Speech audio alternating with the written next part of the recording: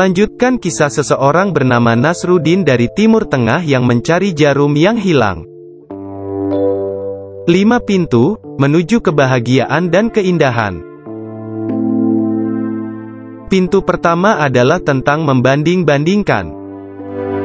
Berhentilah membandingkan diri dengan orang lain dan mulailah mengalir. Orang tua sudah selayaknya untuk tidak pernah membandingkan anaknya dengan yang lain. Sebab, setiap perbandingan pasti akan membuat sang anak untuk mencari kebahagiaan di luar diri mereka. Penderitaan hidup yang dialami manusia, ketidakindahan, kesengsaraan, selalu dimulai dari membandingkan. Sebagai contoh, sang Raja Pop, yang konon hidupnya sering membandingkan dirinya sendiri dengan orang lain di sekitarnya. Karena ketenarannya dan uangnya yang berlimpah, ia mampu membiayai hobinya untuk melakukan operasi plastik pada wajahnya berkali-kali. Mereka yang hidup dari satu perbandingan ke perbandingan lain, tidak akan pernah puas akan nikmat yang telah diberikan padanya. Persis seperti hidup sang Raja Pop. Oleh sebab itu, mari kita menuju ke sebuah titik, yakni mengalir. Kita mengalir menuju kehidupan penuh dengan keindahan dan kebahagiaan yang ada di dalam diri sendiri. Sungguh sangat sederhana apa yang kita sebut dengan mengalir tersebut. Sederhana, di saat kita mulai belajar untuk menerima diri sendiri, maka saat itulah kita akan menemukan versi terbaik dari diri kita. Setelah itu, kepercayaan diri kita juga akan muncul dengan sendirinya. Kepercayaan pada diri sendiri sangat berhubungan dengan keyakinan-keyakinan yang kita tanam di dalam diri.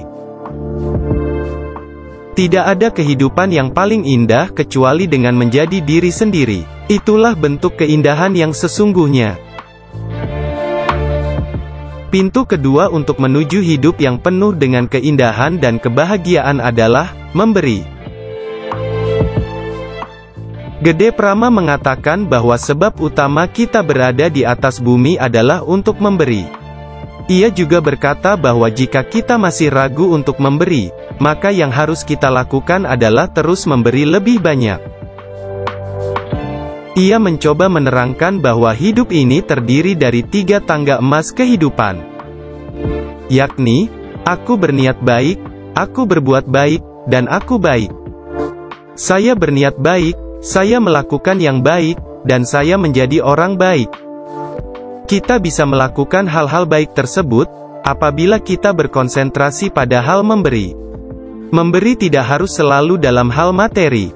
Pemberian berbentuk lain seperti pelukan hangat, perhatian, atau senyuman manis. Mereka yang sering dan rajin memberi, suatu ketika akan memasuki daerah yang penuh dengan keindahan dan kebahagiaan cepat atau lambat. Kita tentu sering bertemu dengan orang-orang kaya. Sebagian dari mereka ada yang sangat suka memberi, sebagian yang lain sangat pelit. Jika kita jeli, mereka yang pelit seringkali mukanya terlihat kering. Suatu ketika, orang kaya pelit tersebut bertanya kepada orang kaya yang dermawan tentang apa rahasia hidupnya yang paling penting. Orang kaya dermawan lalu menjawab, tidur nyenyak, makan enak. Artinya, biaya untuk menjadi bahagia tidak pernah mahal dan rumit, justru sangat murah dan sederhana. Sebagian orang kadang malah memperumit hal yang mulanya sederhana. Jika kita mampu mengambil pelajaran dari jawaban orang kaya dermawan tersebut, maka dapat dipetik intisari bahwa jangan terlalu berlebihan kepada diri sendiri, tidur secukupnya dan makan secukupnya. Berilah kelebihan yang ada pada diri kita kepada orang lain. Jangan pernah ada kekhawatiran bahwa setiap pemberian tidak ada yang mencatat.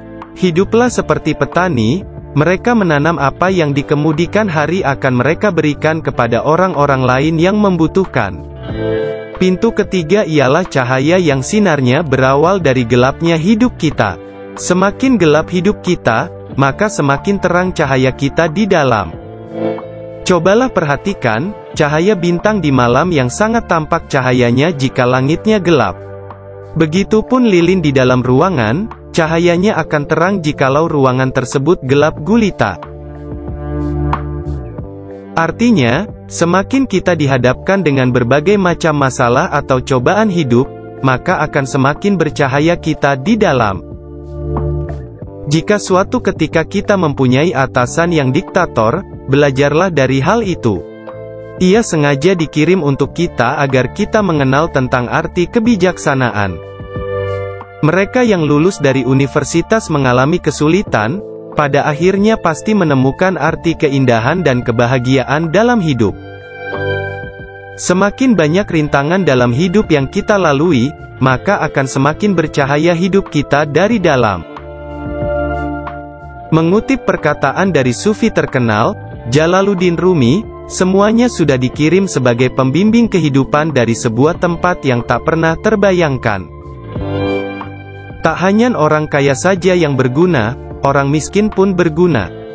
Gunanya ialah tanpa orang miskin, maka orang kaya tak pernah terlihat kaya. Selanjutnya, pintu keempat ialah surga. Namun bukan sebuah tempat, surga tersebut berupa rangkaian sikap.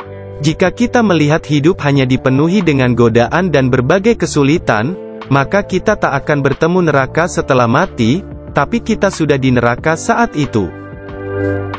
Sedangkan kita akan bertemu surga, jika rangkaian-rangkaian sikap kita benar.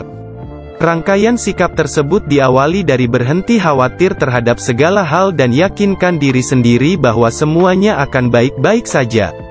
Yakinlah pada setiap doa yang kita panjatkan padanya selalu dikabulkan dengan caranya yang terbaik. Terakhir pintu kelima, yakni tahu tentang diri kita dan kita tahu tentang kehidupan. Ada sebuah cerita tentang kumpulan hewan yang ingin membuat sekolah karena tidak mau kalah dengan manusia.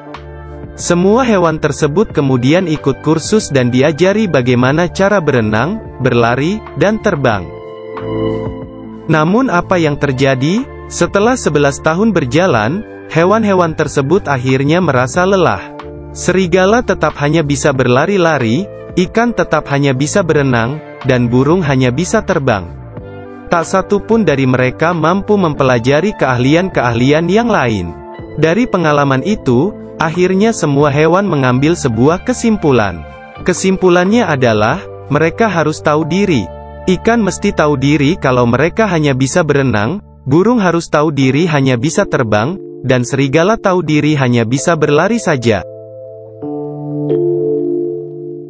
Layaknya hewan-hewan tersebut, manusia-manusia yang tak tahu diri merupakan manusia yang tak akan pernah menemukan keindahan dan kebahagiaan dalam hidupnya. Kesimpulan dari kisah ini adalah, sumur kehidupan yang tak akan pernah kering berasal dari dalam diri. Sumur tersebut hanya dapat ditemukan dan dapat kita timba air di dalamnya jika kita telah mengetahui dan paham akan diri kita sendiri. Jika kita telah menemukan diri kita, maka itu artinya kita telah mengetahui arti dari kehidupan.